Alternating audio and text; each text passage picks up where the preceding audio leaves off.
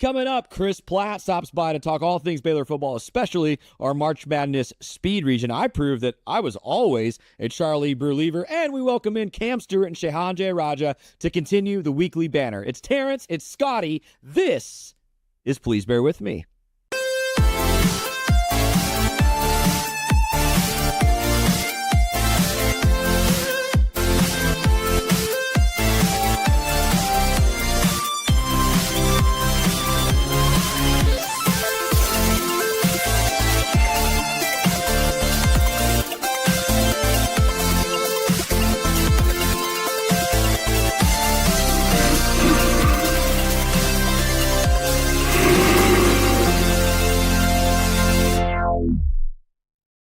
What's up, and welcome to this week's edition of Please Bear With Me. My name's Scotty. So glad to be with you on this Sunday evening as we continue our Baylor March Madness tournament. A couple show notes for you real quick, then we'll bring in Terrence, bring in Chris, and get this thing started. First of all, I made the decision, this wasn't always the plan, but we are going to run votes for the first round of this tournament for one more week. So I'll be honest with you, not a lot of people have voted yet, and there are some serious upsets brewing in this first round of our March Madness tournament to determine the best Baylor football player ever. So one more week. The link is in the YouTube channel description as well as on my Twitter page. Please bear W_with me. Let me try that one more time. Please bear W_me.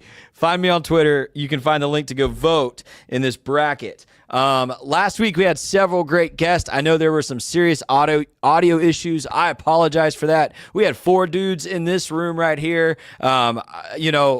Things were difficult to understand what was going on in the moment live. I'm working on cleaning up that audio, and I'll have those interviews hopefully cleaned up for you this week as well. We are drawing a giveaway tonight. I'm going to give someone this Dichotomy Hydro Flask, a t-shirt, and a $50 gift card. We'll do that after we talk with Chris Platt. And next week's show might look a little different. I'll be on the road with Baylor softball. I'm calling Baylor softball games on the radio right now for the road games, and Terrence and I will need to figure out how to do next week's episode, but we plan to launch it at 6 o'clock next Sunday night. We might need to pre-record or do something different, but we will have the show in next week. And speaking of Terrence Ganaway, my co-host, my friend, Baylor legend, 8 seed in the backfield region, Terrence Ganaway, everybody. What's up, Scotty? How are you, buddy?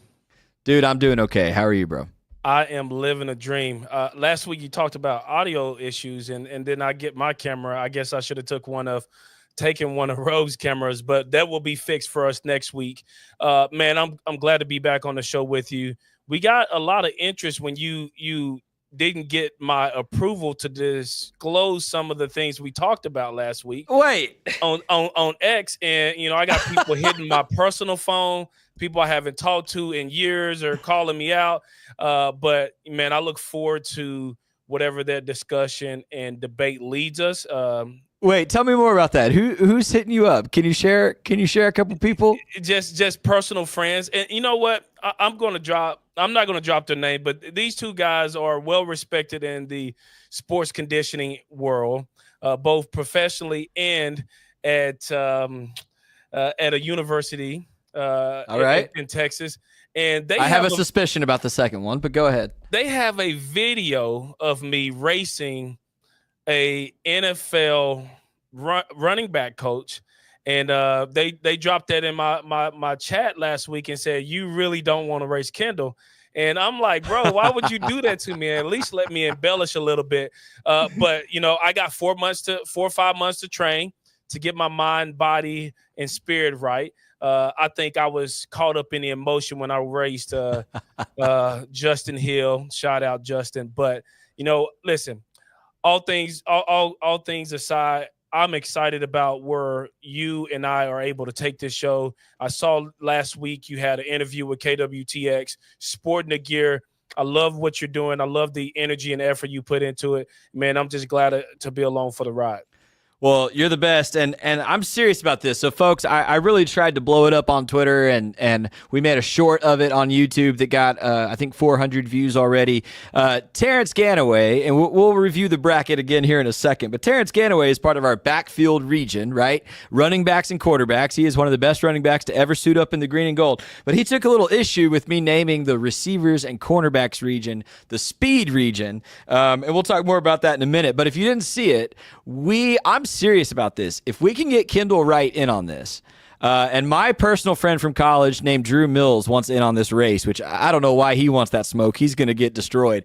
But we need to put together a race and like get Baylor fans to pledge money behind some dudes running in it, and raise some money for like Mission Waco or something. We need to make this happen for real. We were talking about the tailgate before the Auburn game. I wonder, we need to see if Kendall Wright would get in on that with you after that talk last week. You know, Auburn, we kicked that off on a Friday night. All the juices is flowing. I remember when we started the season in 2011, it was on a Friday night. Yeah, I guess TCU. It was a bunch of fun.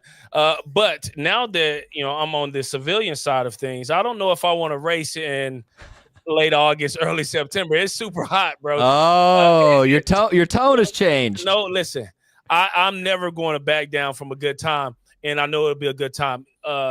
Chris, we'll have Chris Platt on later this week, this evening. If he can call some of his buddies and get the wide receiver room jazzed up, I'll get the running back room jazzed up, and let's get Kendall on the horn and make this happen. I'm in. We'll keep batting that around.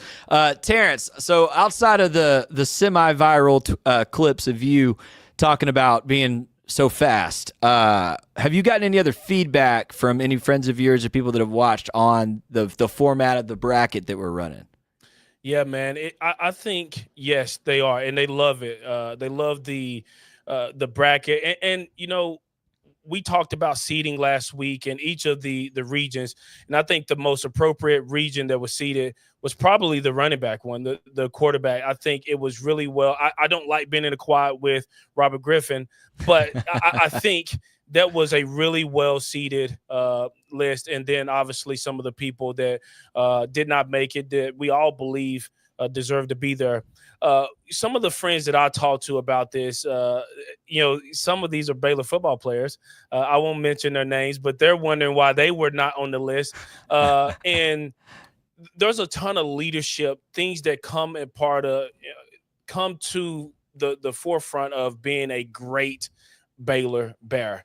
And I think that's the leadership, being the right culture guy. And there were several guys that hit me up on the side this week that talked about, hey, man, I wasn't in the limelight. I didn't get the stats, but, we had this room on lock. And you're right, Scotty. There's only 64 teams, 64 players. You can't get everyone to the table. But, no one took offense to any of it. I think we're looking to see how it's going to all play out. And I know voting is extended for a week. Let's just generate a bunch of interest and at least, kind of like the political vote. If you don't vote, you can't argue. So there you go. Let's get everybody active at the polls. Heck yeah. Well, hey, text some of those friends back and tell them they're welcome to go vote. And you're right, man. Like that honorable mentions list I threw up as well. Here, I'll put it back up real quick just for everybody to see it. There's so many, this honorable mentions list, there are more names on this list than on the bracket itself. And the point of that is, and this isn't even, as Michael pointed out, I didn't even get everybody on the honorable mentions list that should be there. Like, this isn't who's worthy of recognition and who is not, right? Like, this is just for fun. I appreciate your kind words about, I think we mostly did it pretty well, but obviously Baylor is a very old college football program. It's been around for a long time and also has had different periods, both kind of under Grant Taft and then under Art Briles and then under Matt Rule and now under Dave Aranda, where you've had championship level success. And it really is hard. You cannot quantify the impact all these guys and all the guys I'm sure you've spoken with have made. Really, really, really incredible. So, man, good stuff. to open the show. Really quickly, before we bring in our first guest, I want to thank Southern Roots Brewing here in Waco for sponsoring. Please bear with me. Great pizza, great folks over there. I want to encourage you to check it out if you want just a casual night out. Tuesday nights, they do trivia. That's a lot of fun. Good evening for you to go check out Southern Roots. In my opinion, best local beer you can get here in Waco, but also good place for pizza. You can take your dog. I'm trying to get an FC Dallas fan group started over there so we can watch the games together. Not a lot of FC Dallas fans amongst my personal friends. I need some Waco FC Dallas people to come out of the woodwork. So go check out Southern Roots for me. We'll do a Southern Roots giveaway probably next week or the week after. But no more delays. I want to show you real quick. So Terrence Ganaway made a really interesting point last week about speed. Terrence Ganaway holds the record for the longest touchdown rush in Baylor school history. I want to show you that real quick. Robert Griffin III will hand it off to Ganaway. A huge hole. The race is on. Ganaway inside the 40. He'll take it 89 yards. Touchdown Baylor.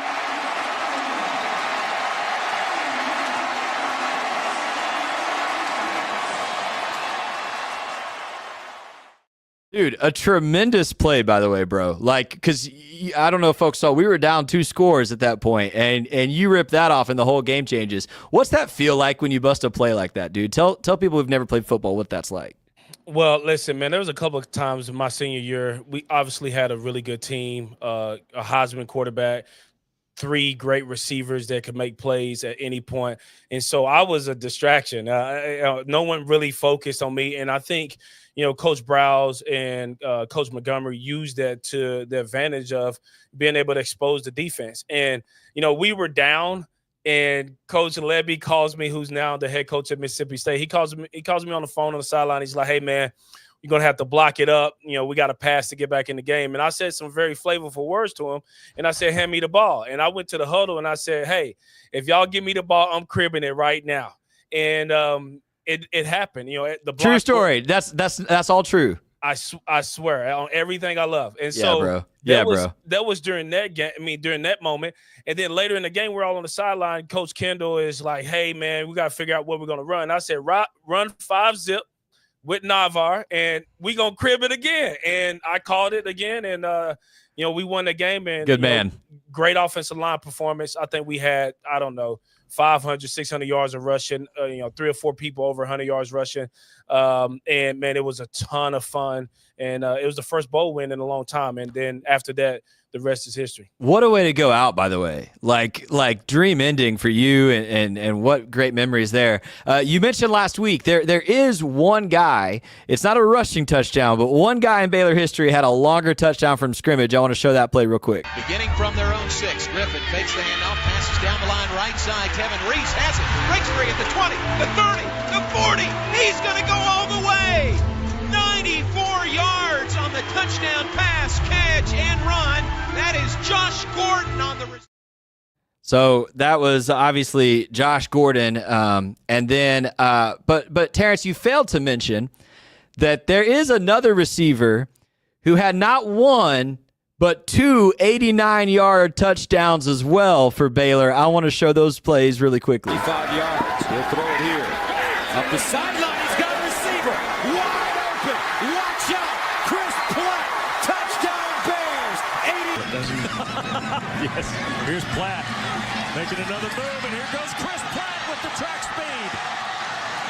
He's got one guy to beat. Can Saxton catch him? He cannot. And Chris Platt's got the score. Track speed, and Chris Platt joins us now on Please Bear With Me here in studio in the Alico building in Waco. Thanks so much for coming by, bro. Thanks for having me. Terrence, you can still hear Chris all right, yeah? I can hear Chris, man. It doesn't even look like he was running on the second one. See, I know that about Chris, and that's why I didn't call him out, because this guy looks like he's still in tip-top shape. If I were to race him for any distance, the meat would fall off the bone, and I'm going to need an ambulance out there, man. So, but listen, Chris, welcome to the show. I know you're a Baylor legend as well. And as we all talked about, and you heard it, before, there's a lot of people on that list that, didn't make it, that we feel like were great culture guys, led by example. And when you talk about building a program like Baylor that was really desolate for several decades almost, or 2 decades, and going from that and building the building blocks, you don't go from 4-8 to 7-6 without having some really great leaders that help establish the culture of the locker room. And I know you were there during a very difficult time. You saw the highlight of it, and then as it all started to come apart. And I know you're a very big culture leader for us. And man, we appreciate all you do. And I definitely think you deserve to be in the speed region, whatever region that is going to be. But you are speed by definition. Welcome. Appreciate that. Chris, Yeah. you tweeted about this. You said you had some words about our speed region. I'm going to go ahead and put that up on the screen so our viewers can follow along. This is the speed region, and by speed region, again, this isn't the 16 fastest players in the history of Baylor football. Otherwise, this would be a very different list. Let's be honest. I'm aware of that. But it's 16 wide receivers and corners. What is your reaction to this, the way this bracket fell for us? There's actually one guy that is the fastest in Baylor history that's not on this list. Okay, who's that? Kalen Barnes. That's a good point. What he run at the combine? A 4.23? Yeah, I think so. I know in high school he ran a 10.04. And then I think a 20-something in the 200. Shoot. Track speed is different. And that's in high school. How do you pick him up and put him down like that in high school? Listen, and that was before where we start seeing all these high school kids running now. Definitely something in the water. Or is it training? What do you think it is, Chris, when you talk about elite track speed enough to run at Baylor? Man, I think it's just evolution. It's just people getting better as the years go on. I would also say the standard for high school kids, they're a lot more difficult than it was back then. Like, it's more like you need to do this basically all year round. Like, if you don't, you get left behind. Where I could do 3 sports and still keep up with the pack in every sport, but there's some kids now that are just so focused on one sport now, trying to make it to the next level. Yeah, I have 4 kids, and we got baseball practice tonight. And all these baseball dads, we haven't played baseball before, so all these baseball dads like, if you get started, you got to do it year round. And I'm like, bro, we are running summer track, and we're gonna play football this fall. And I think when you look at people that play in professional sports, probably outside the picture, and I haven't done any studies here, but a lot of them played at a high level, multiple sports, high school, i.e. Yeah. And I think it reduces the amount of injuries you have as well when you're not so focused and specialized. There is research to back that up, by the way. I don't have the study in front of me to cite, but I have seen academic research that suggests that, Terrence, that you play multiple sports, your work in different muscle groups and different parts of your body, it does reduce injuries. Yeah, big time. Yeah, well, we're doing it. And one, my son is 10 to talk about select baseball. I'm like, he hasn't gone through puberty yet. If he goes through puberty and he's 6'4", he turns to the left hand and he's throwing 90 miles per hour, we can go to select. But, when this sucker can barely pick up a bat, we just going to hang out in the backyard and play toss. And so, Chris, how do you feel about that? You were a multi-sport athlete in high school. I was a multi-sport athlete. Do you think you will specialize with your kids? I think I definitely would. I mean, right now I have a 2-year-old daughter. Just going off of what I did, I would definitely have word to the point, tell my kid, all that stuff is good, but make sure you get enough rest. Because all through high school, I was playing sports, football, basketball, track. All through summer, track and football, 7-on-7. And then by the time I'm done, fall camp. Yeah. So over the time, I kind of experienced a lot of overuse injuries, like tendonitis in my knees, my ankles, wrists, all that other stuff. But I think people need to utilize well-needed breaks. Chris, I told you I was going to ask this, and this is the kind of like banter we like on this show. Okay, so you played with several outstanding receivers. You were an outstanding receiver. You played with at least 3 guys in this bracket. I think Coco, KD Cannon, and Denzel Mims. And then several guys who like didn't make the bracket but were wonderful players: Tyquan Thornton, Antoine Goodley, Jalen Hurd. If you lined up all the receivers you played with, you included, yourself included, Okay. and you raced 100 yards, who wins gold, silver, and bronze? Who are the 3 that outrun everybody else? You know what? I actually did some little research. Yeah, you did. I want to know. Let's see if I can find it real quick. So in the 100, I got. This is tough, and I'm gonna say why I got them in the order. Yeah. Too. So I got Kalen Barnes, Tyquan, Corey, then me and KD. That's like a tie. All right. So what is that? 4 or 5? Yeah. So that's what I got for that for the 100. Okay. Now if we were to do the 200, I'd say Kalen, me, Tyquan, then KD. Okay. Now, So Corey loses it on the second 100 yards yes. because you had him what, third on the 100? Uh-huh. Okay, so you had Kalen Barnes, Tyquan Thornton, Corey Coleman. Mm-hmm. All right, yeah, talk me through that. Side note, actually, I heard a little story. I don't know if it's true or not, but allegedly, Corey raced Trayvon Bromell because he really wanted to race. I don't know if it was the 40 or the 100, but either way, that said he got left in the dust. Yeah, Trayvon smoked him. Yeah. Yeah. I mean, that's world-class track speed. I don't know if it really happened or. I'd believe it. So I need to call one of them up to see if it was actually true. Yeah. Well, world-class track speed is always going to be good football speed, always. Which is why, I mean, Kalen was a track guy. Yeah. Did Tyquan? He didn't run track at Baylor, though, did he? No. Okay, but he ran track in high school. He could have. He ran a 10. He ran a 10.5 in the 100, 21.07 in the 200, and a 46.77 in the 400. Okay, yeah. That's track speed. Yeah. That's track speed. See, and we're gonna have Cam Stuart on in about 10 minutes, and he's a Patriots fan, so he's I don't know what he would say about Tyquan Thornton coming back to this, but dude could fly. Dude's got wheels. Mm-hmm. He ran a 10, no, not 10.2, a 4.2 something. Yeah, In the 40. at the combine. Well, I think that's what got him drafted so high, honestly. Yeah. Yeah. Well, speed is a recruiting tool. I mean, we all have seen this freshman phenom, Dylan Mitchell, in high school. He hasn't really played a ton of football, and he runs 10.3 as a freshman.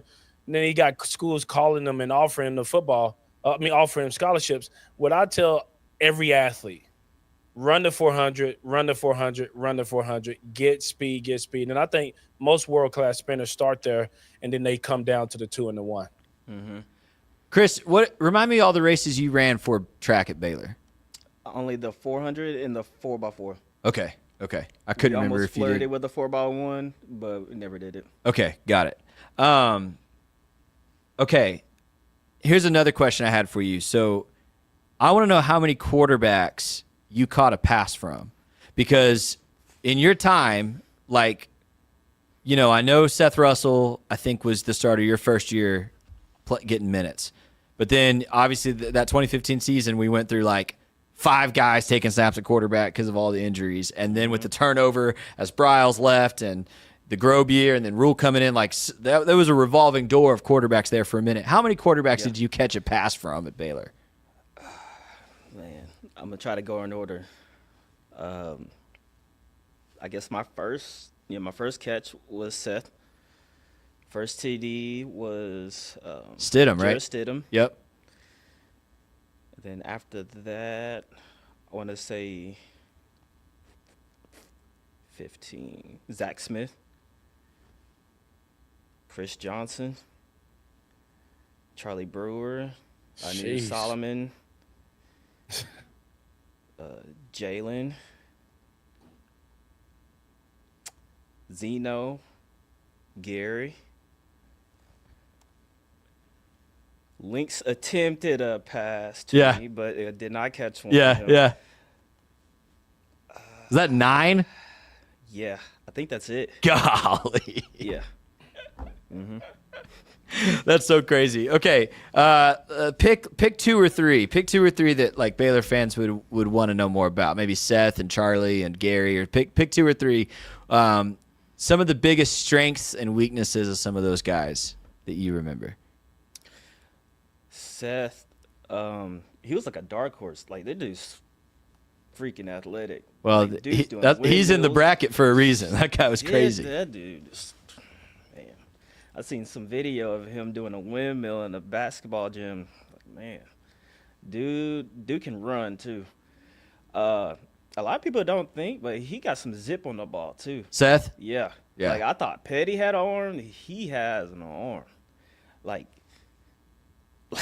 when they're doing their little warm ups with Munt, they'll do like a little draw routine. So they'll take 3 steps and then they'll turn and zip it. Bro, I'm sitting here stretching right in front of Scotty, and I just hear the ball whistling every time coming out of his hand. I'm like, God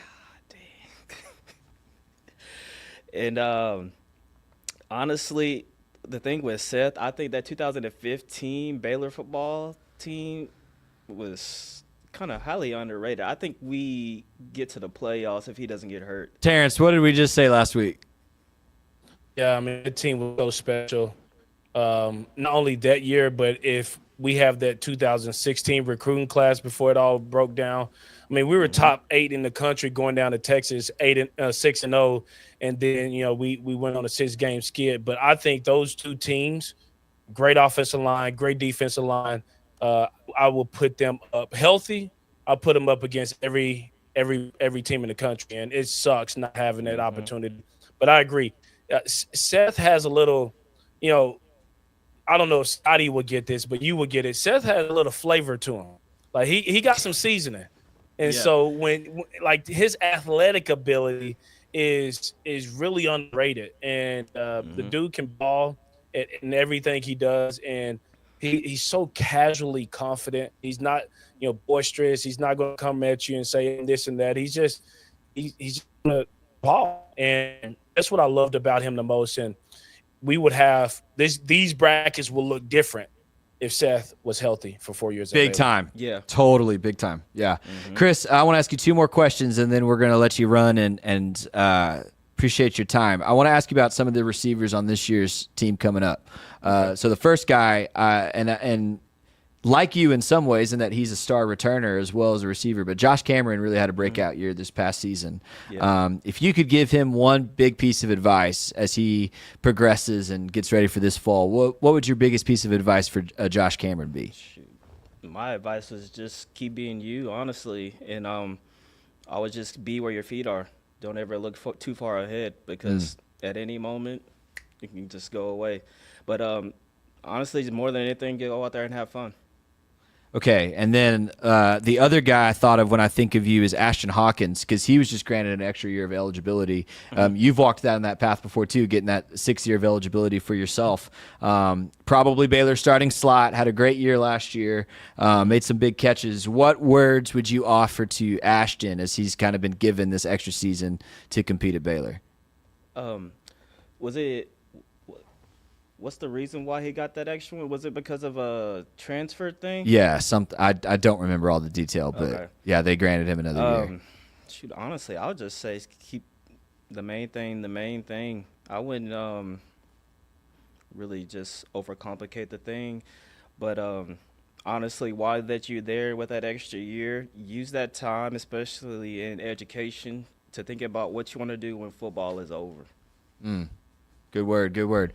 Well, man, you've been a success on the field, off the field. Like Terrence said, great contributor to the culture of this program, through the highest highs and the lowest lows. Man, you saw it all.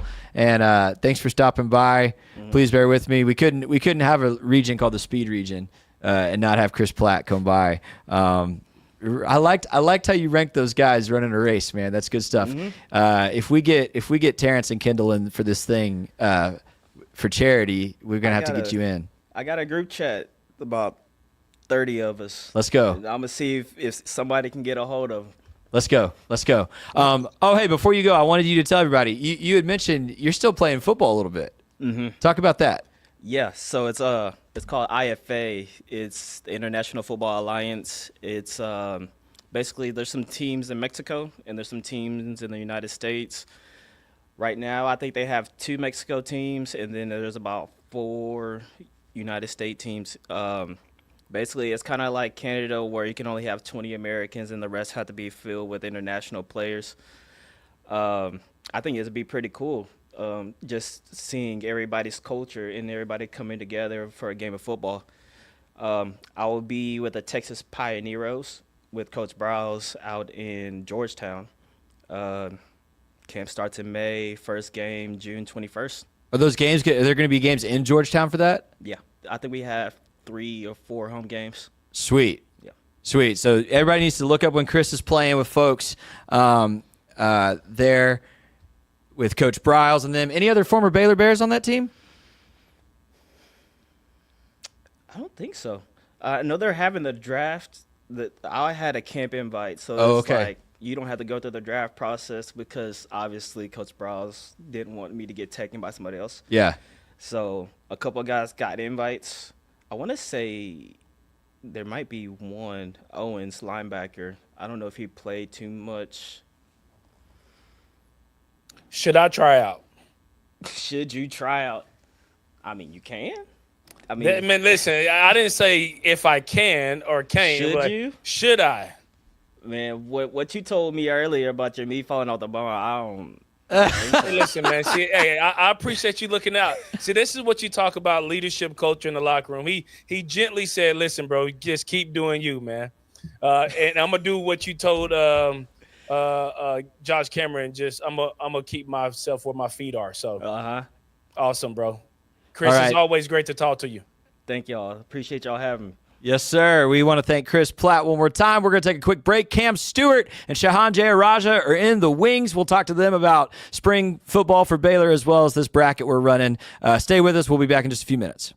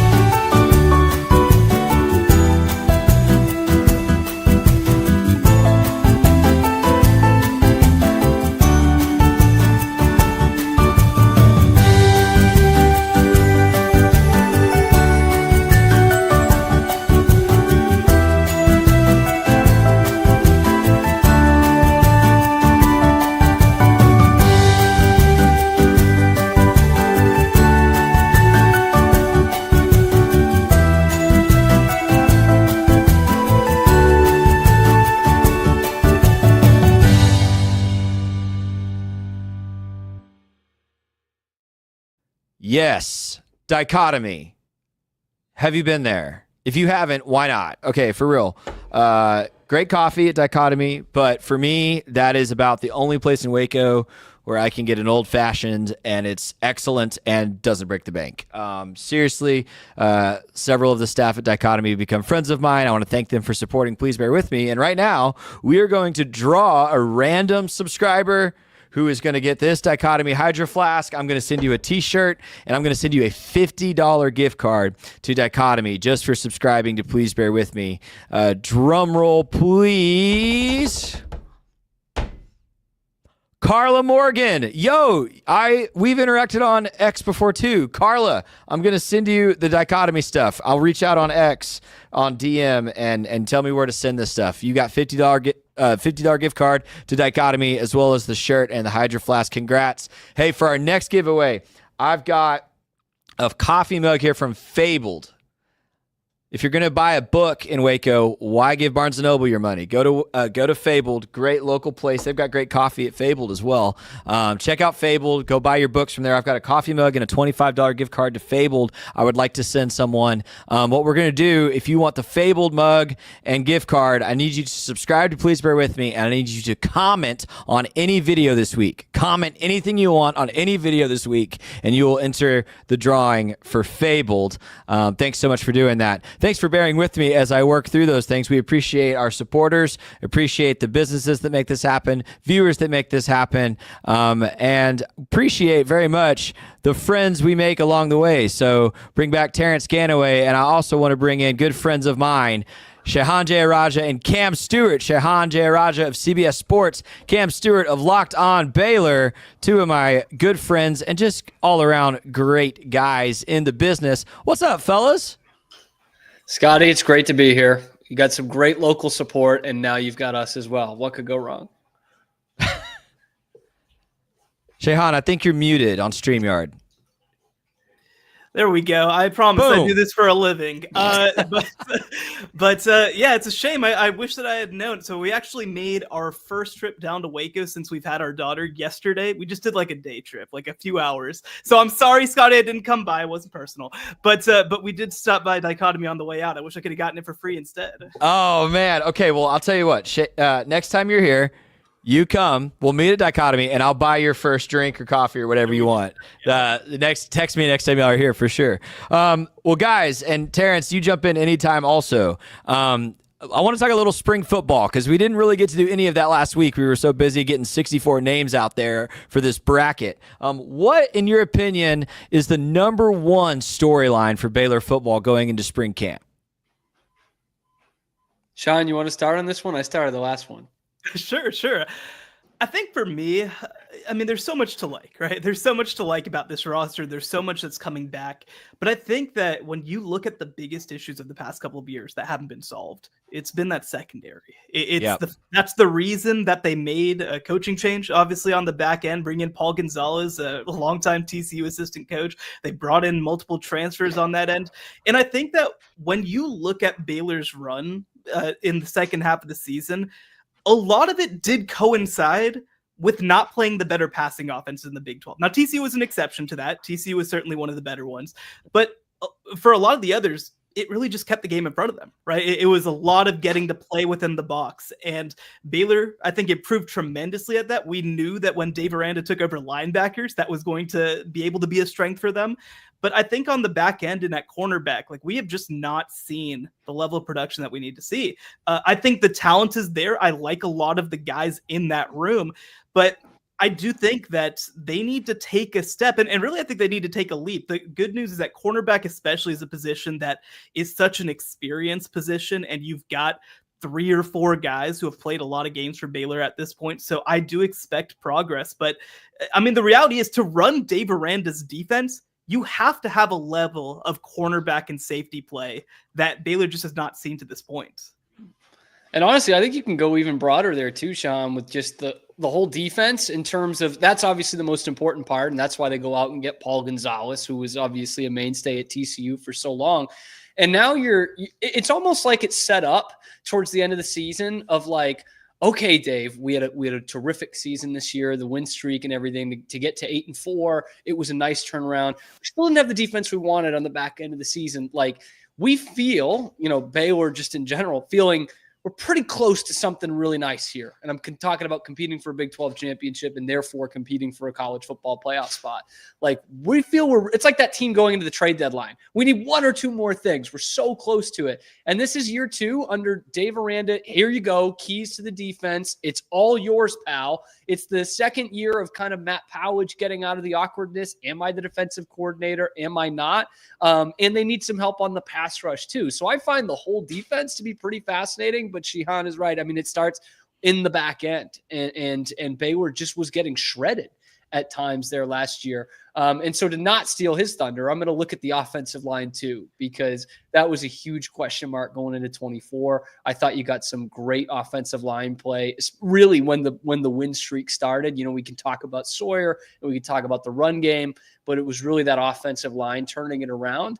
And going into this year, you've got some questions. You put some more guys in different situations towards the end of the season. You've got about half that offensive line coming back. You did really well in the spring transfer portal last year and getting some guys like Sidney Fugard comes to mind as a guy you could actually play meaningful snaps at the end of the year, which is tough to do on an offensive line in the spring transfer portal. You're going to see some more Colton Thomason.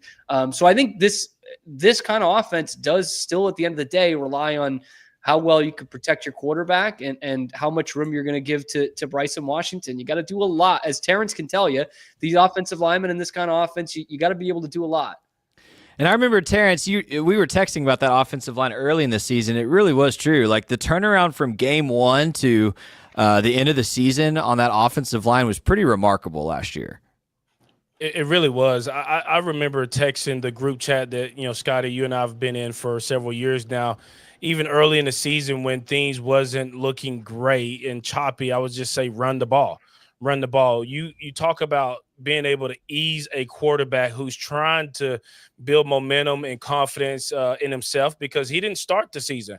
There was another quarterback, and we had to figure that out. And there was a lot of coaching trust where – offensive coordinator is trying to figure out what he's going to do and how that offense is going to look under Jake.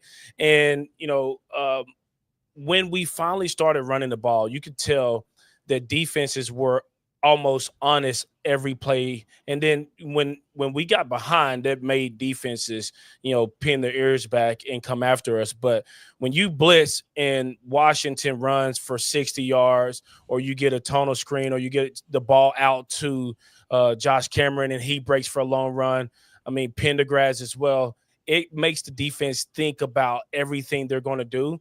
And last week when we had Dominique Ziegler on, he said, defenses never can be right. And I think as the season progressed, offensive line played much better because they can anticipate when pressures were coming. As well as they played on that stretch, I was really hoping for a little bit more in the bowl game, but the bowl games are they're hit and miss, man. You never know what team you're going to get. You're long distractions, but anyways, we talked a little bit about transfer portals, Cam, and right now it's so hard to recruit a high school athlete. Well, now there's new JUCO rule in the transfer portal. A lot of these athletes get lost. Is it going to be a pipeline like baseball now in college football? I hope so, right? I think I think the transfer portal is a way for Baylor to really.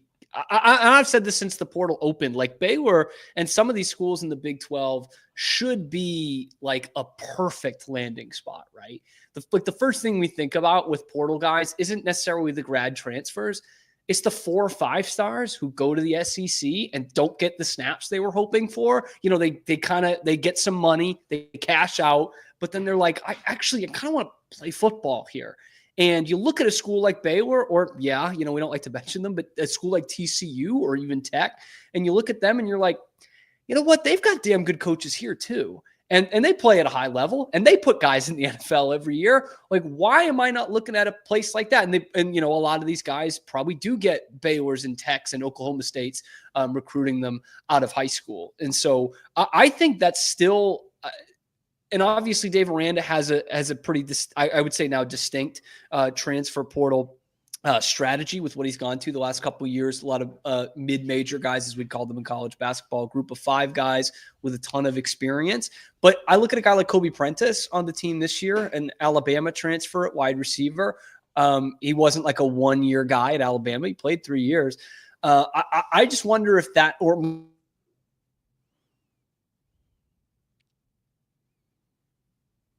to see more of these guys who were big time recruits out of high school, didn't quite get what they wanted at stop number 1, and Dave Aranda coming to say, why don't you come play for us a little bit? We can play too. And hopefully over these next couple of years, we'll be able to point and say, we won the Big 12 or we beat these guys. We won this New Year's 6 bowl game.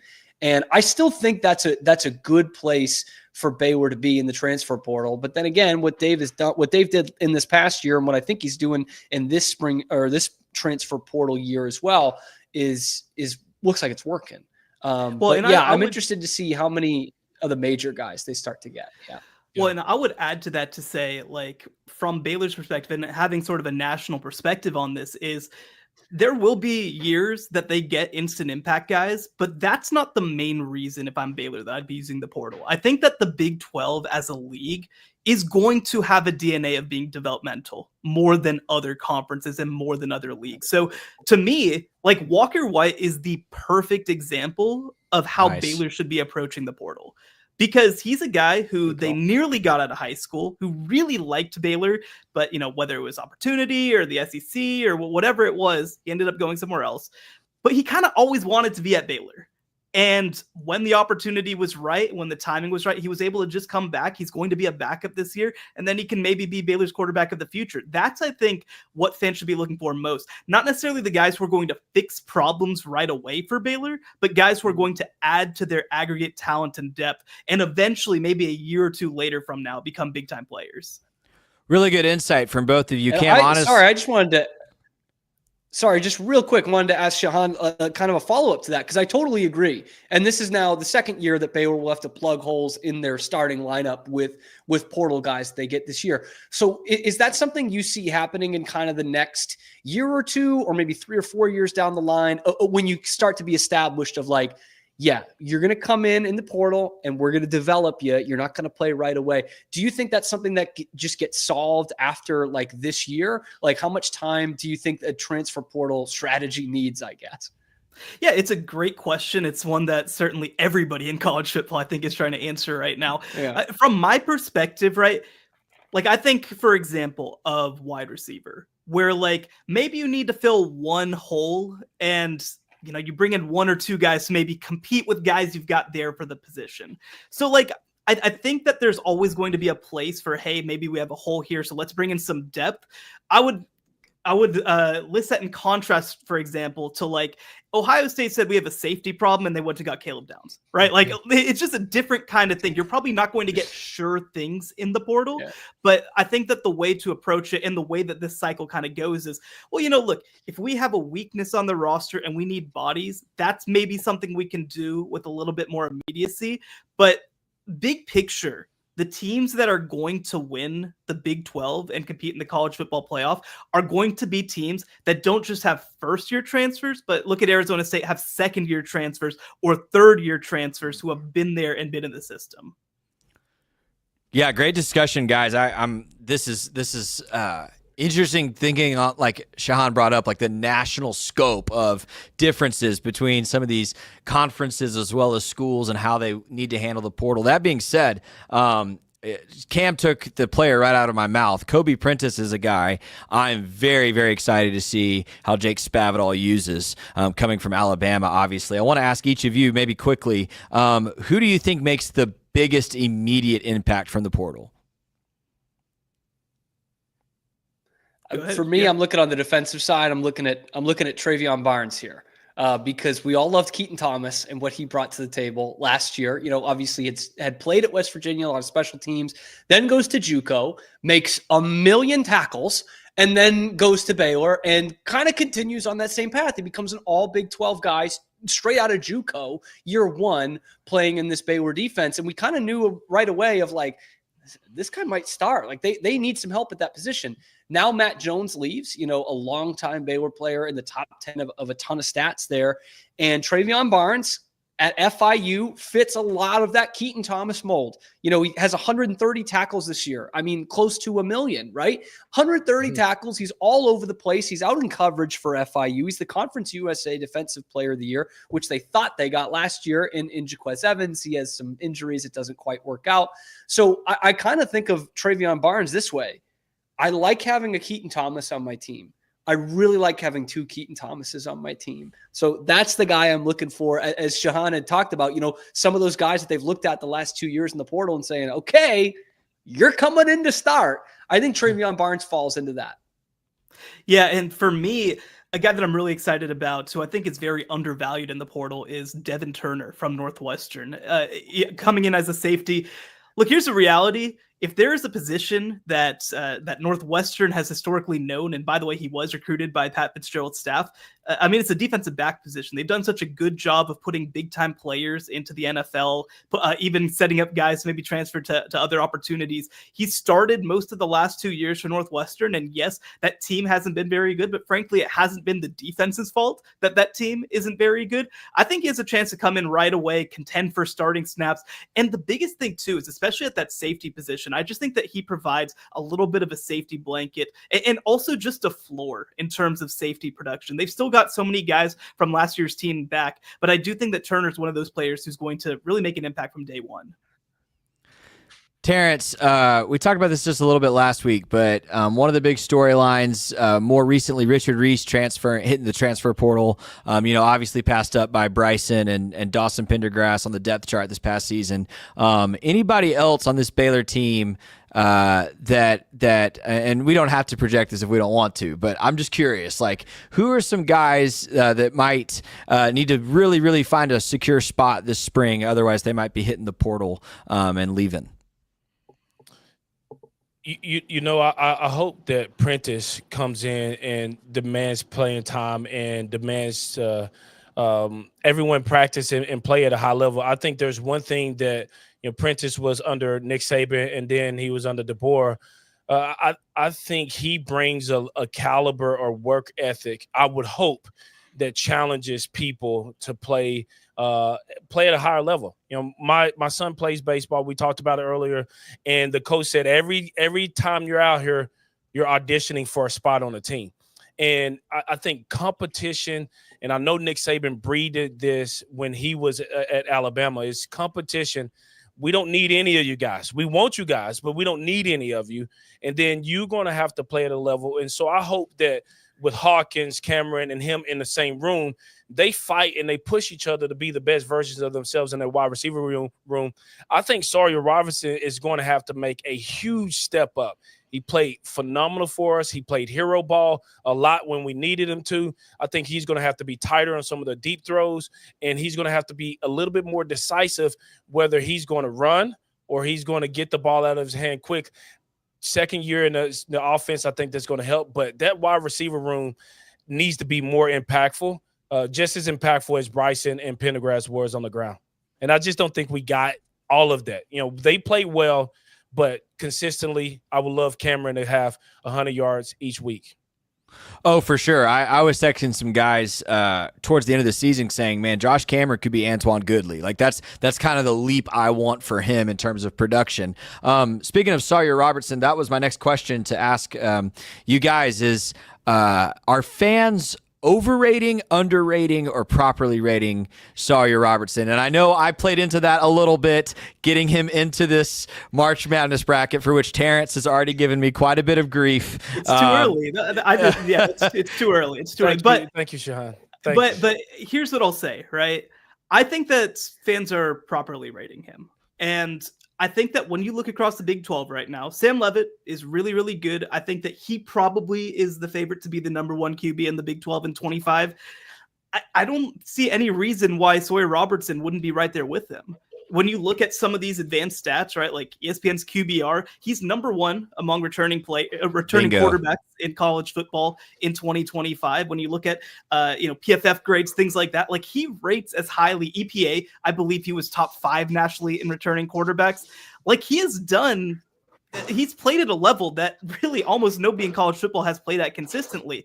I think he is going to be in that, not necessarily at the very top of the top group, but he's going to be right there. He belongs maybe half a step behind the Garrett Nussmeyers, the Cade Klubniks, etc. And so, look, I mean, it's high expectations, but that's what we saw from him in the second half of the year. Even in that game against LSU, where obviously Baylor struggled in a lot of ways, like he was playing big time football. And I think that is really good, Terrence, that you mentioned it too, right? Like the wide receiver room was very serviceable in 2024, but like, Josh Cameron was a tremendous down to down player. Mm-hmm. Where's the explosiveness, right? Where's the big time play coming from? I think that getting Ashton Hawkins back helps that a lot, but I think that some of this step is going to be incumbent on some of the guys around him also stepping up and being big time players. But I mean, look, I think that Baylor fans look around and are like, why is Sawyer not the clear preseason all Big 12 quarterbacks? Why is he not? And I mean, like, he still probably has half a step to take. And I think that Levitt, just because of what happened last year, deserves that spot.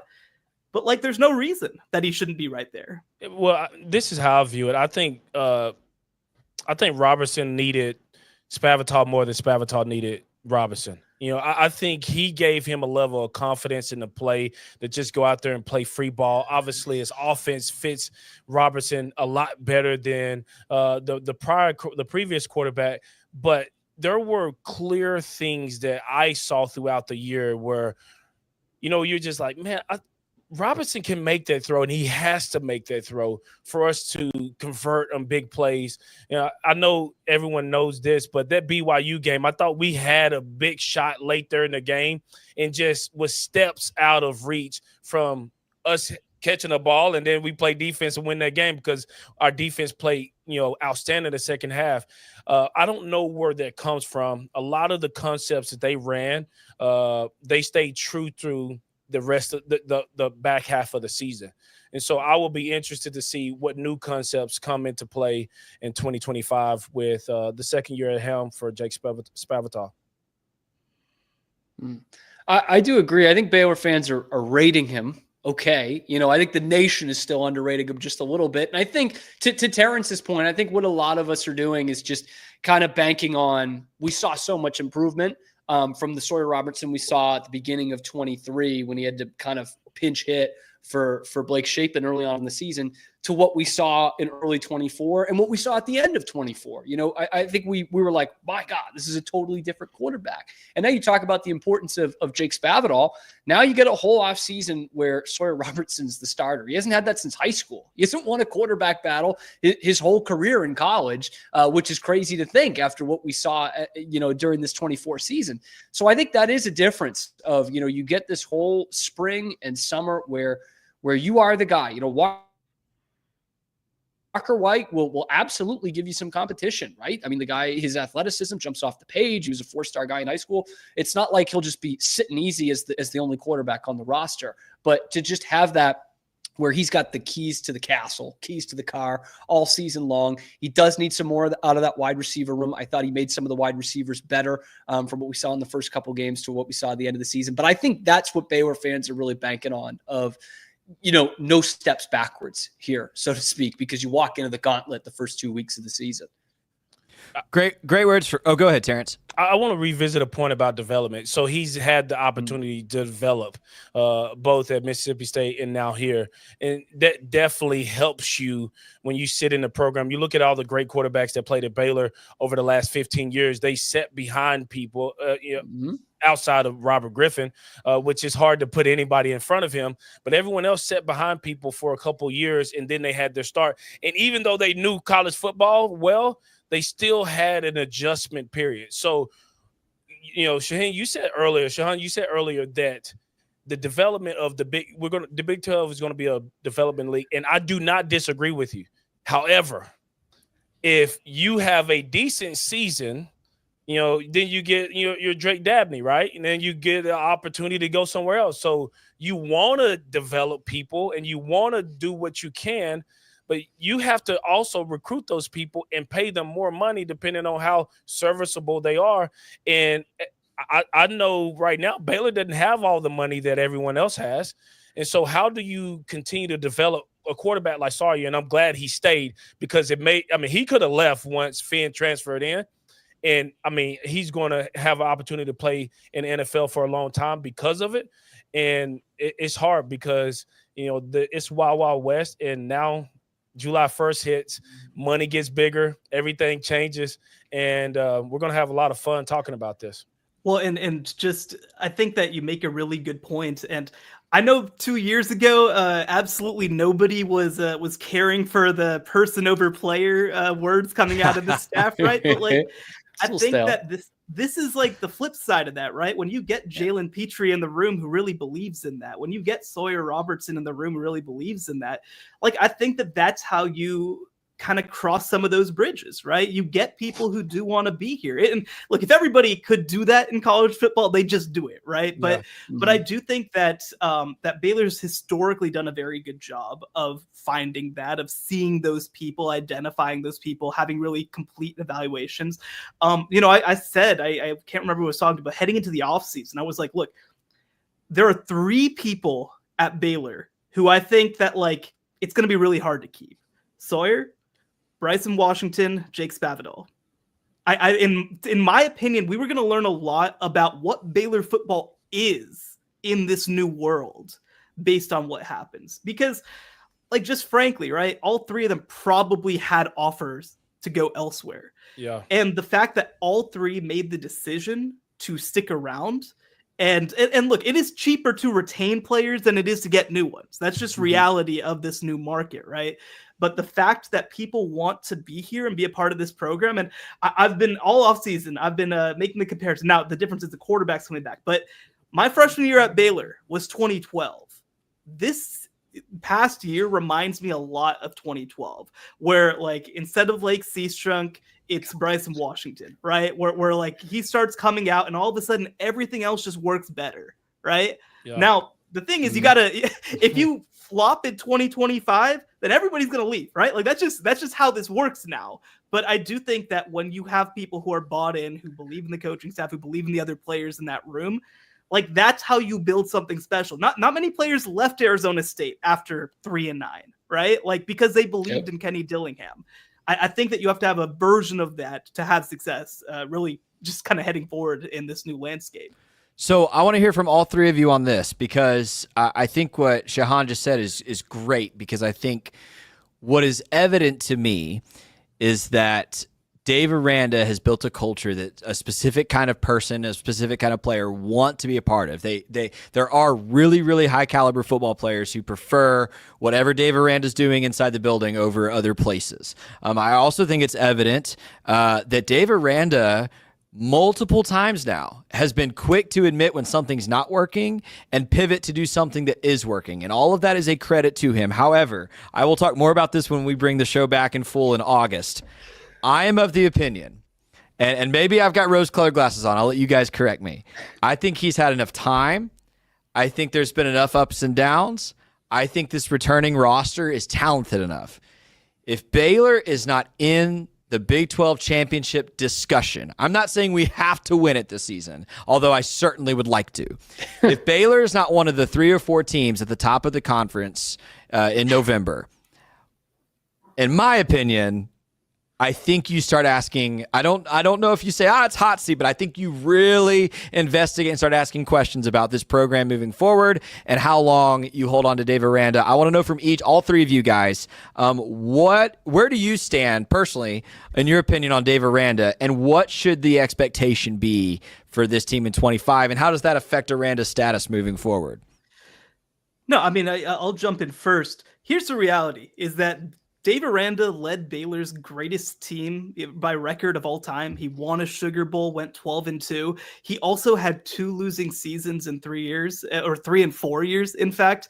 So, like, you've seen both sides of this thing. And what's kind of been messaged publicly, which I think is fair, is he took over at a bizarre time in history of college football, between the pandemic, between the transfer portal, between NIL, and so some of this stuff is just stuff that was going to happen in some to some extent.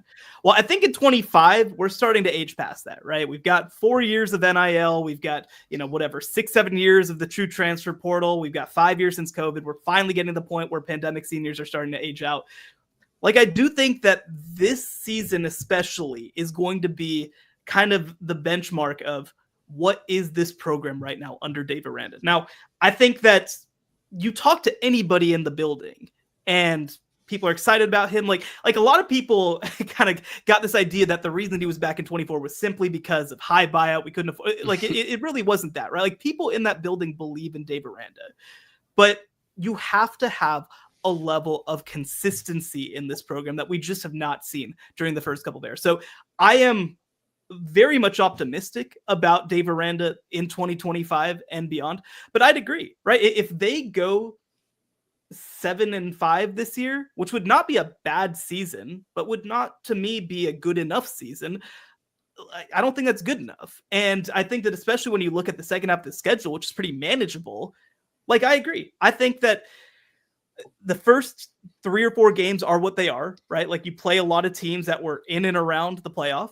But I think that if you are not sitting there in November with a chance to get to 10 wins, like, this is a culmination roster. I think that would tell you something about your season. Well, you hit the head on the nail on the head when you talked about consistency. I think this is the first season that we have both coordinators coming back under Aranda. And so that tells you a lot about what really has gone on. And I know Scotty was like, he's quick to make decisions. I don't think he has been quick to make decisions. I think he's kind of let the decisions play out, and we've kind of suffered through some bad Grimes calls, bad defensive calls, and they're like, man, why can't we just fix this? And so this is the first year where the offensive coordinator stays the same and defensive coordinator stays the same. So I'm looking for Aranda to take it to another level. Aranda and staff. Now, what I will say is we were in a conversation last November for a Big 12 championship game, even, despite starting off very poorly and out of conference play. BYU wasn't a conference game for us last year, so it didn't hurt us there.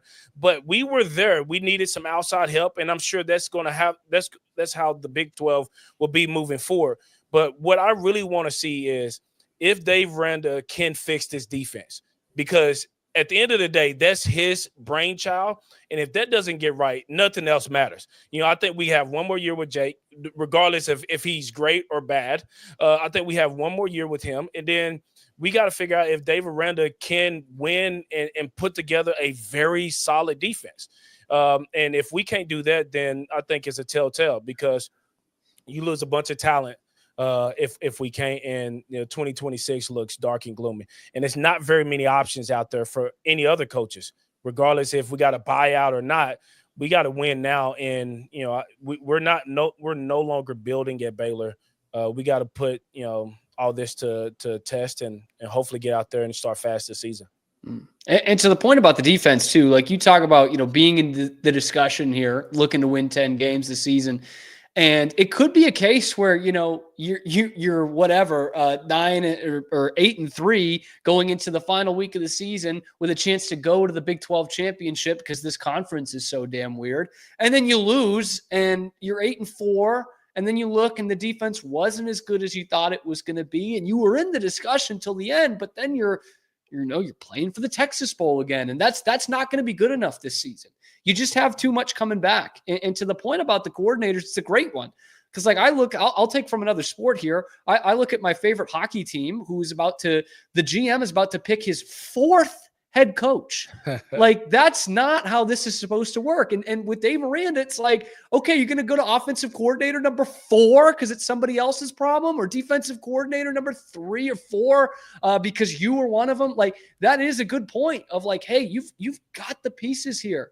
Mac Rhodes got to be thinking, we gave you the opportunity. We gave you the money that Baylor's been okay with, right? And has done reasonably well with for a school that size. We've gotten you, we've paid your assistants very, very handsomely. We've brought in the people that you want here. It's time to put it together. And maybe that is harsh to some people, but I think with the season you had last year and what you've got coming back, I mean, a lot of teams in the country would kill to bring back their should have been all conference quarterback and their all conference running back. So many teams would love to have that. It's like, you've got to put your money where your mouth is here. And again, at some schools, that's a national championship. At Baylor, that is being in the mix for the Big 12 championship, a wild league at the end of the season. So a lot of people did look at this as a 1 year, hey, if Dave Aranda gets to a bowl game, we're all good. I think I and some other people were looking at it of like, okay, 2 years. Because if they fall flat on their face, they go 4-8, 3-9 again, then we're done. There's no question about it. He doesn't even make it through the season. I think if the wheels fall off, he doesn't even make it through the season. So yeah, it is a make or break year for Dave Aranda, which, I mean, it might seem harsh, but that's the business we're in. He's one game over 500. I mean, that's the reality of college sports. These guys are getting paid millions of dollars. Athletes are getting paid. You have to produce. I remember when first football game, first football practice, my 7th grade coach comes in and he cusses us out. Felt like we all first heard our first curse word. And he says, this room has a ton of potential, but potential gets me fired. And so we talked about some of the potential of the transfers that are coming in and returning some of these great guys that we went 3 for 3 with, bringing back. At the end of the day, that's a ton of potential. If Dave Aranda and staff cannot get them to produce, all of this is a moot point. Yeah, and I made the comparison, right, to 2012, where it's like, this is this setup here. I think another example would be like 2018, right, where you have the miserable season, you come back, you look really good, you bring a lot back the next year. Well, like, if Baylor goes 5-7 in 2019, like, and nobody's happy with that, right? Nobody cares that 2018 looked pretty interesting at the end. Matt Rule's not getting hired away at that point. He's not getting NFL jobs, right? Matt Rule is going to get hired away. He's a salesman. But anyway, that's we don't need to have that discussion right now. But it's like, this is allowed to be a setup season if it sets up something, right? But like, if this is peak, like, the reality is, like, starting 2-4 in your peak season, like, that's not what you can be doing. And again, everybody on the staff knows that. Everybody on the roster understands what they have this year. And again, when you are so early too in a new system of the playoff, in a new conference that just completely changed last year, like, there are opportunities to set the expectation of what you will be in that league.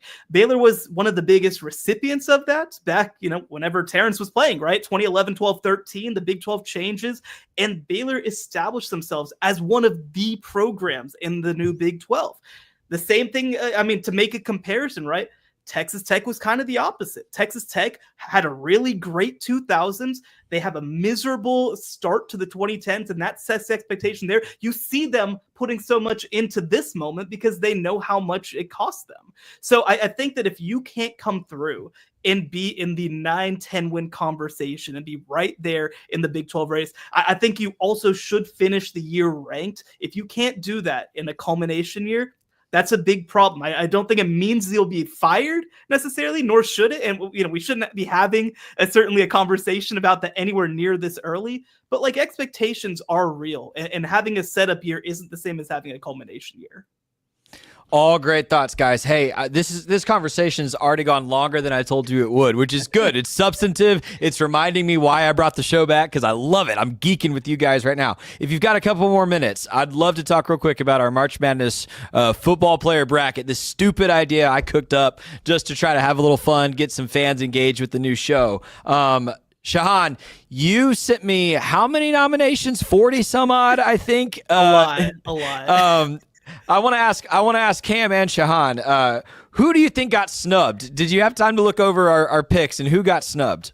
Yeah, I did a little bit. So I think that so we had a little bit of a back and forth about this. John Weeks didn't make the list. I kind of, I get it. It's a long snapper, but he is a very successful NFL player from Baylor. I do feel like he should have gotten a spot on the list.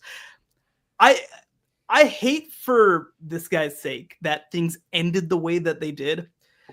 But like, Charlie Brewer was the face of the turnaround, right? Was the face of the rebuild. If things don't go the way that they did in 2018 and 19, like we're not sitting here having a conversation about Baylor football as one of the elite programs in the Big 12. I get it. He had limitations, and unfortunately too, right? The injuries just killed him. The staff turnover mixed with COVID and 20, like just everything ended bad for him. And I totally get that. But like, I remember sitting here in the middle of 2018 when he is starting to roll, and I'm like, oh man, like the trajectory of this program is changing before our eyes because of how much of an impact that guy had. Like, again, like I think that you make that comparison with Sawyer and Dave Aranda in 2024. This was a version of that was even more important because of what the program was going through at the time. So I think that Charlie Brewer should have been an absolute stone cold lock for the list. I think that to me, and I'll also mention, I think Antoine Goodley gets lost in the mix of really, really, really good wide receivers who came through because he also wasn't necessarily like an NFL guy. But man, if you're sitting there in 2014 watching that team, like that dude was going insane. It was so funny to me too, because like he just so clearly did not have the body type to play wide receiver, but it didn't matter. He was basically doing running back stuff, but like 70 yards down the field. It was so much fun to watch. I get it. Wide receiver is a really tough so deep, position, man. but like he is up there with anybody that's come through in the past 15 years. I want to, before Cam takes his shot, I want to go ahead and say there's a Brewer segment at the end of the show today after you two guys get out of here. Okay. I recognize that's a miss, and I don't know who I would take out to put him in. Probably Sawyer. But that's easy actually. But No, you gotta I was thinking about that today as I was prepping for the show of like, we talk a lot, or at least I talk a lot about the Matt Rule turnaround. Look at what Matt Rule did to resurrect this program and get it back to a championship. But he doesn't do that if Brewer doesn't ball out of his mind. And it wasn't just 18. It was like when he came in and almost led that comeback against West Virginia in 17, and then the rest of that season, he just made plays. Like there was nobody else on that team making plays. He was making plays. So I agree. Like if I'm going to self-critique real quick, that's a miss that I can certainly accept. That's good feedback. Cam, your turn. Look, I'm not trying to pile on Scotty, but if I can, I'd like to take a moment because somehow in my time as the Locked On Baylor host, I have become the defender of Charlie Brewer. It's like this revision. As you should. Like, and you said it, Sean. Like 2020 sucked. Okay, just all the way around. It wasn't even all his fault, but he didn't have a great year either.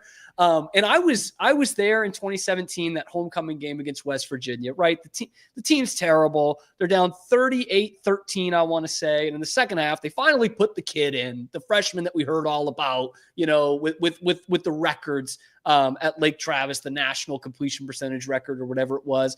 And I don't want to go as far as saying Matt Rule took a flyer on Charlie Brewer because he was such a successful high school player, but I don't know if you guys ever heard this in a broadcast. He didn't get to go to UT. Everyone else in his family did. He was going to go to SMU. Last second, Matt Rule's trying to put this recruiting class together, and you take this undersized kid out of Austin, who all he did was win in high school, and it worked to a T. And he and Treston Ebner create this huge comeback in the game. They end up missing the 2-point conversion that would have tied it. I want to say at 38. I think 38-36 was the final. And you were finally like walking out of the stadium like, we've got something. Thank you. Finally, something to look forward to next week and to next year. And the other thing that people forget about Charlie, they remember 2020. They remember the concussions. They remember the failed attempts at kind of a comeback afterwards. The dude was money at the end of games. Okay. Charlie money. There were times where nobody could create separation and Charlie Brewer was just doing it himself. I won't go as far as saying prime Colt McCoy with the money on the line, but he was not that far off in the way that he played. I just remember we went from Charlie got snubbed from the Baylor bracket to Cam's putting him within an inch of one of the greatest players ever. Possibly Colt McCoy. No, but at the end of games, he was so awesome. And In 2020, they had that game against Kansas State. You know, the team's terrible again. I think they were 1-6 at that point. They finished 2-7 on the year.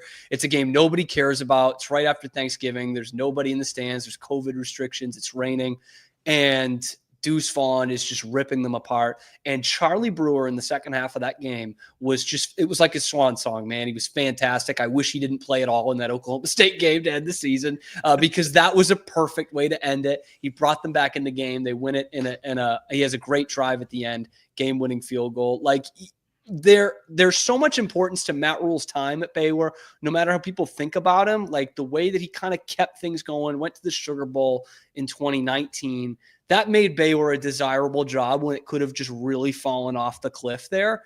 And so as much as we give Matt Rule credit for that, or I give Matt Rule credit for that, you have to put Charlie Brewer right there with it. It's like Lombardi gets credit, but so does Bart Starr, in case you wanted me to compare him to another legend, in case you needed some more. Yeah. No, and I think, like, do I think that, like, if Baylor wasn't good in the late 2010s, they were going to stop playing football? Like, no. But I do think that it was so new, the idea that Baylor was engaged with football. Like, you know, again, it was that late 2000s, early 2010s. And if things fall apart at that moment, like, you could be sitting here with a brand new stadium and nobody who cares, right? Like, I mean, again, we were all there in the aftermath of 2016. It was a weird time to be a graduate of this university. It was a weird time for people to be a fan of this university. And I think that just the way that they comprised themselves, the way that they approached it, and I think that Charlie Brewer was in so many ways the face of that. The only thing, so again, we're not going to get into a Matt Rule discussion because I think that he did that's a different amazing things for Baylor. Terrence and I have fought about Matt Rule multiple times already. We're not going to get into that words discussion right now, but the only thing that I'm upset with him about is I had a great idea for a cover for Dave Campbell's back in 2020 if he came back. Him, James Lynch, Charlie Brewer on the cover, and the story would have been the 30 days of recruiting that saved Baylor football in 2016-17. It was such a good idea. Unfortunately, James Lynch goes to the NFL, Matt Rule goes to the NFL, and unfortunately, it just does not end a storybook as I would have liked. As a weird somewhat related to that, Shehan, I was waiting for years because there was construction on 35 forever for the time where Baylor was going to be like the odds-on favorite to win the Big 12 with a Dave Campbell's cover of, you know, coach, quarterback, other star player, hard hats in front of McLean, like the road to the Big 12 title runs through Waco. It never came to fruition. We're on the topic of almost Dave Campbell's cover. This is why you guys are the pros. Hey, just for fun and just to show too that this bracket isn't like a perfect philosophy, I wanted to know, and Terrence, I think I sent you this document. If you want to jump in on this too, put yourself in here. Let's assume you have a great offensive line and you can pick your 6 skill guys on offense for Baylor all time, and you got to run out to win a football game. Who are you trotting out there? I would love to know. And just to prove that the bracket isn't a perfect thing, I've got a guy that didn't make the bracket in my 6, by the way. So my 6 would be, I'd have RG3 at quarterback. I'm probably putting Lake Seastrunk at running back. No offense to my bro here on the stream, Terrence. I love you. But Lake's a different kind of dude. Then I am going with 4 wide. And my 4 wide are Corey Coleman, Kendall Wright. They're easy. Denzel Mims, because if I need a jump ball at the end of a game, I'm throwing it to him. And then I'm trotting Jalen Hurd out there, man. I mean, it was just 1 year. It's why he doesn't make the brackets, because he had just one really good season in that weird setup year in 2018. But Jalen Hurd to me is such a multi-weapon and was 6'5", can run through guys, so reliable in some sense. Those would be my 6. I want to know who you're trotting out there if you got to win a game. Well, I do have to say, like, Baylor's history at tight end is so not good. Like, it's Facts. So like I mean, there's been some individual good players. Like Jordan Iver fantastic at his role. Ben Sims, really good receiving tight end, but not the greatest one. So like that kind of like screws with how you're putting this team together to a certain extent, that there really just isn't a great tight end to throw in there. But, you know, I think that you have to roll with a couple of these, right? RG3, Lake Seastrunk, I think I'm definitely with. Corey Coleman, I think I'm definitely with. I think Kendall Wright to have that burner to go beside kind of Coleman as more the underneath guy. I'm going to actually throw a weird one in here from the past couple of years. I'm going to put Treston Ebner in here. And the reason that I'm doing that is because, like, I think that you just need a guy who's versatile in terms of where you can line him up. Like, again, you don't have a great tight end to necessarily throw out there. So I want somebody who I can put in the backfield a little bit, who I can put out at wide receiver. I also get the kick and punt return stuff, which I do love, although obviously it's not necessarily relevant to this bracket. But you know, and then with that fourth receiver, I mean, that's tough, right? Gosh, this is a lot of guys, honestly, to try to put together, to put 6 on an offense. But, I mean, I guess I'll throw Jordan Iver out there. I think that he had untapped receiving potential at tight end. And, like, I just need a guy who's going to be able to do some blocking for me. So I want some versatility. I want some good blocking. Obviously, you've got the great offensive line, too. It's awkward in some ways that like the great offense that came through was like the super wide open stuff where like football's kind of moving away from that now. So I'll throw him out there. He was also the tight end when I covered Baylor. So you know what? Let's throw him a shout out. I tried really hard to work Ben Sims into my roster. I did. But my thought was Mims and Hurd can block. Let's get the weapons out there. Cam, I know you said you're about to have to dip. Go ahead and give me your 6 and then tell people where they can find you too before you get out of here. Sure. Well, first off, real quick, we're just because I want to plug myself, right? 5 days a week, Locked On Baylor. You can find me at Real Cam Stuart on X. We'll obviously have some extra stuff going on with the NCAA tournament. We had a live just this night talking about, you know, the matchup with Mississippi State. So keep on the lookout for that, YouTube, wherever you get your podcasts. But my sensational 6, to use another Baylor term, I don't know how you go anywhere else but RG3 at quarterback. Running back, I thought about putting Derek Lagway in here just in case DJ enters the transfer portal and we could flip this. But I am going to stick with Waco legend Walter Abercrombie at running back. Good pick. And you did have this guy on the bracket, but I thought Alfred Anderson should have been ranked higher. I'm picking Abercrombie over him either way, so that doesn't help my point. Receiving, Corey Coleman, tough to get past that. Kendall Wright, tough to get past that. Third wide receiver, I really struggled with. I like Tyquan Thornton a lot, Patriots days aside. Really liked watching him in college. Katie Cannon was another one I got to see live and up close. Terrific player. But dude was a dude. No matter what happened in his time at Baylor, he was a dude. Josh Gordon. There it is. The man was a monster, dude. And that's my Patriots pick because he was better as a Patriot than Tyquan was. And I know Baylor doesn't have a great history of tight ends, but they do have a split end in the College Football Hall of Fame. Larry Elkins, put some respect on the name. He's my 6th guy. When Baylor was just, okay, they won the Sugar Bowl one year that he was there in 57. He was like a deep ball specialist before they even had those, before quarterbacks could even throw it that far. They were throwing, it was like, you know, a giant ham that they were throwing. And Larry Elkins is pulling things put some down. respect on Don Troll's name. He knew how to throw that thing in the 60s. I did love having Don. I love the fact, if I'm going to bury Scotty for not having Charlie Brewer on there, having Don Troll on there is perfect. I got you. 2 seed in the backfield I was region. just thinking, for a second, I thought you were going to say that he left him off too, and I was going to get mad. But no, I thought that I saw him on there. Don Troll, respect. That's awesome, man. I would agree with both of you guys. It's so hard.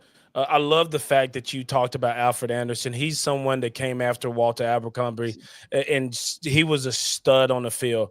I think at running back, I loved all those guys. I think with a team that is so dynamic on the outside, you need someone who can also be a bruiser if you're going to go 4 wide and not have a tight end to come in and fold. I think you have to go with Shock Linwood. Robert Griffin definitely at quarterback, but I wish you would have had me at 4 screen just so I can see what everyone else's reaction was when I said Shock. But I think Shock Linwood would be there. Corey Coleman and Kendall Wright most definitely. Josh Gordon, probably the most talented person to ever step foot on Baylor's campus in the football uniform. But obviously couldn't get it all, ironed out on campus. But anyone you put on that team that's going to be considered top 6, I think we'll run the table with any college in the country. And a guy that I want to throw out there too is Terrence Williams too. I think that he was kind of like in between like a couple of guys who were first round picks. And so he gets a little, but I mean, that dude was a 1,700 yard receiver on an offense that didn't have a whole lot of other guys taking snaps away from him. So big time player. And I love that you mentioned Shock. I feel like Shock is also a victim of how things ended, right? Like in 2016 with things just being a total nightmare and him ultimately kind of leaving the team. But like that guy was as consistent a player. Like look, how often were you getting 50? Not a lot, but how often were you getting 7? A whole lot. And I think just somebody who really maximized what Baylor did. He had such a talent for keeping his balance and falling forward. Like me and him were the same year at Baylor, so I got to watch his career up close a lot. So I think that was a great pick. I think him and Walter are the best running backs in Baylor history. I mean, there's a lot of great ones. I think those two are the best in Baylor history, and that's the reason why they sit atop of a lot of the records. Well, and that's why they're the top 2 in the backfield region in the bracket. There you go. You set that up perfect, Terrence. Hey, guys, this was awesome. Oh, and I wanted to mention, Shehan, you just said Terrence. I said this last week, and we kind of laughed about it, but the man said it. Robert Griffin on 365 Sports a couple weeks ago, they asked him, if you have to get a first down and you're at Baylor with all your receivers at Baylor, all that talent, who are you throwing it to? And he said Terrence Williams, which shocked everybody. Everybody expected Kendall Wright, but he said Terrence Williams. Shehan, thanks so much for your time, dude. I know we went an hour when I told you half an hour. It was awesome. Tell everybody where they can find your content and follow you, man. Yeah, you can find all my work over at cbssports.com. You can follow me on all social media platforms at Shehan Jeyarajah. And yeah, just I've been writing a lot of stuff about the Big 12 the past couple of weeks, so make sure and check that out. Thanks so much for being with us, man. See you next time. Take care, boss. See ya. All right. Terrence, we got a couple things to wrap up here, and then we'll get out of here. I want to tell everybody really quickly, one of our sponsors here, I'm going to take Terrence off the screen real quick so everyone can see, is Primetime Pets. You see the logo here. We're going to have some giveaways later this spring from Primetime Pets. Brian, their CEO, owner, is a good friend of my show, good friend of the Pete Souza Show, which I produce in the mornings, good friend of Locked On Baylor and Cam. He's going to give away, they do, like, you ever seen like the plastic pet gates that people put or the child gates that they put at the base of the stairs, or their goal is to make furniture that you actually want in your house. So like if you want a pet gate that will look nice and match the rest of your interior, you want to get it from Primetime Pets, things like that. They sell their stuff in box stores, but really I want to encourage you to check out their website, primetimepets.com, and we're going to do a giveaway from them later this spring. Thanks for their support of Please Bear With Me. Terrence, I did want to show you really quickly, and then we'll wrap it up.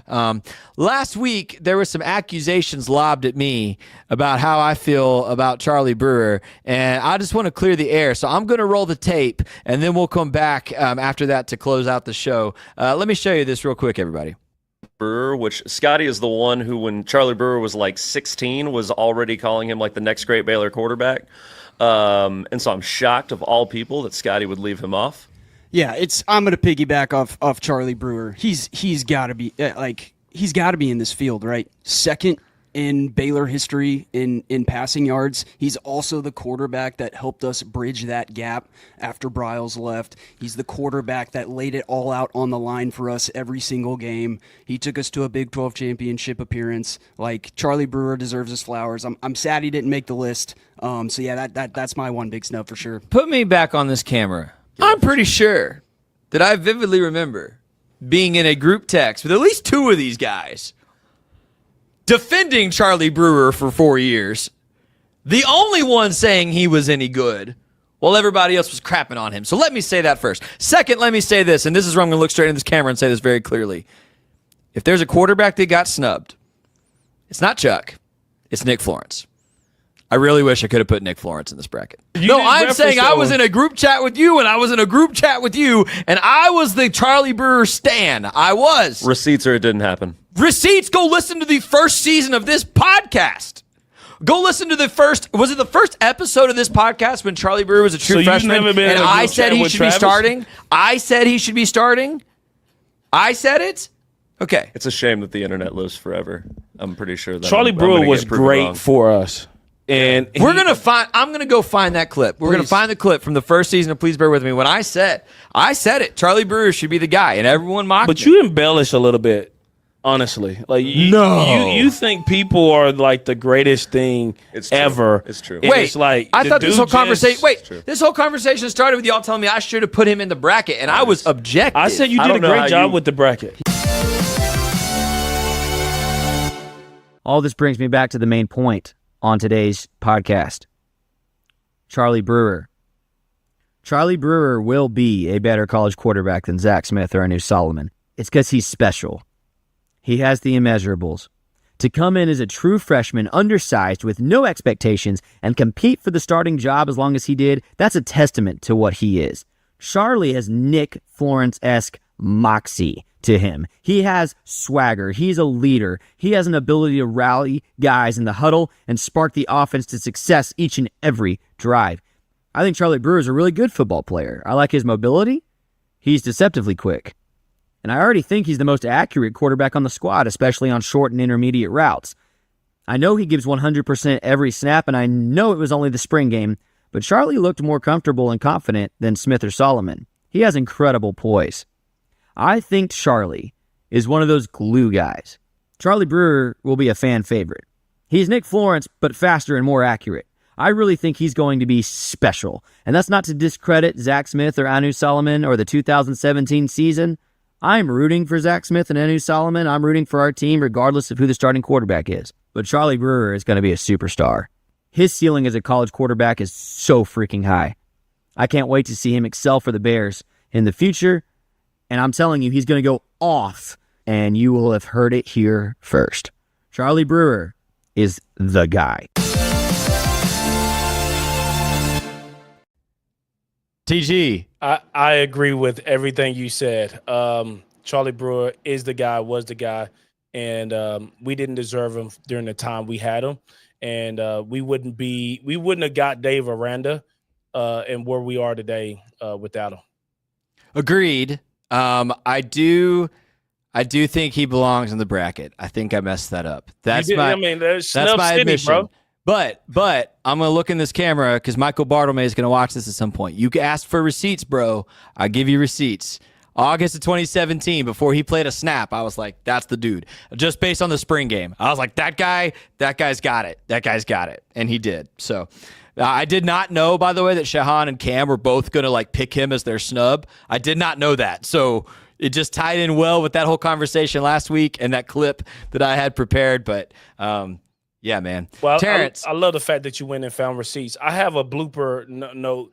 You know, I said earlier that BYU was in a conference game. It was Utah that was not a conference game for Look us at last you. year. But anyways, listen, Scotty, you do a great job, man. What a great conversation we had today with those guys. That, man, they brought the knowledge, the stats, and it makes it easy for us to just sit back and chime in when we can.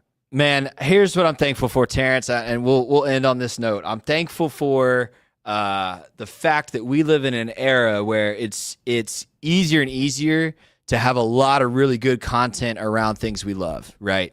So I hope, and for anybody watching, whether you're live with us right now or coming up, man, I hope that this becomes part of this ecosystem of people who love Baylor and who know Baylor and know how to talk Baylor, right? Shehan's content is great. He covers college football at a national level, does a great job, but he started as a Baylor Lariat guy. That's how he and I met. We were both doing stuff for the Baylor Lariat. You know, Cam, Baylor guy through and through, lives in Chicago. Dude, he kills it. Locked on Baylor. Do you know how hard it is? Like, I can barely get my stuff together to do this once a week. You know how hard it is to do a 20-minute show every day of the week? And go live after the selection show tonight. Like, Cam is just killing it. So, man, yeah, thanks to those guys. Thanks to Chris Platt, who was here in the room when we started the episode tonight, giving us some insight, talking about some speed. Terrence, for real, man, If we get this race together, I'm gonna try to raise some money for like Mission Waco. I think let's make it a charity thing. Why not? Let's make it a charity thing. I think giving back is a part of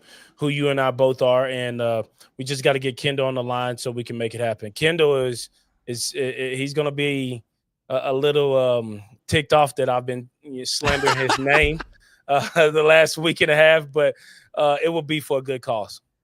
And if you're confused, if you didn't catch last week's episode, we had so much good banter revealing our 64-player March Madness bracket. We are trying to determine the greatest Baylor football player ever, and I need you to vote. I said it at the top of the episode. I'll say it again. There's not a lot of votes that have come in, which means that everybody's vote right now is weighed very heavily, and there are some big upsets, man. I'm telling you, if some of these votes stay the way they are right now, I am going to be shook by some of the very high-seeded, legendary players in our program's history getting voted out in week 1. But we're going to give you another week. So I need you to go vote. The link is in, if you go to my YouTube page here, please bear with me. The link is right there at the top. You can click it there. It's also in the description of the video. It's just not clickable because of some weird like YouTube verification stuff. You can also go to my Twitter, please bear W_me, and the link is there several times. I'll tweet it out again when we're done here. Terrence has retweeted it. You can go find it. Go vote. Seriously, this is going to be way more fun the more people we get involved. Part of Please Bear With Me from the get-go. I want it to be about the community and the fandom, all of us, man. That's why we did players from all eras. That's why I need you to go vote. And then we will reveal who wins those matchups going into next weekend. Like I said, Terrence and I are going to have to get on the phone here and figure out how we're going to do next week's episode, because I'm going to be on the road next weekend in Stillwater with Baylor softball as they go to play Oklahoma State. But we will definitely have an episode next week to say at least who's moving on to the next round, and maybe look at some other things as well. Terrence, you got anything else tonight, man? Man, that's it, man. Thank you. Pleasure to do life with you, and sick and bears as always. Sick and bears. Hey, thanks so much for joining us, everybody. We'll be back next week. Go vote. This has been this week's episode of Please Bear With Me.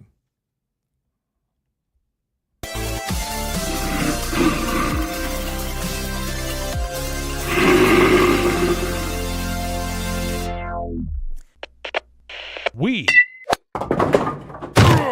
are Rogue Media Sports.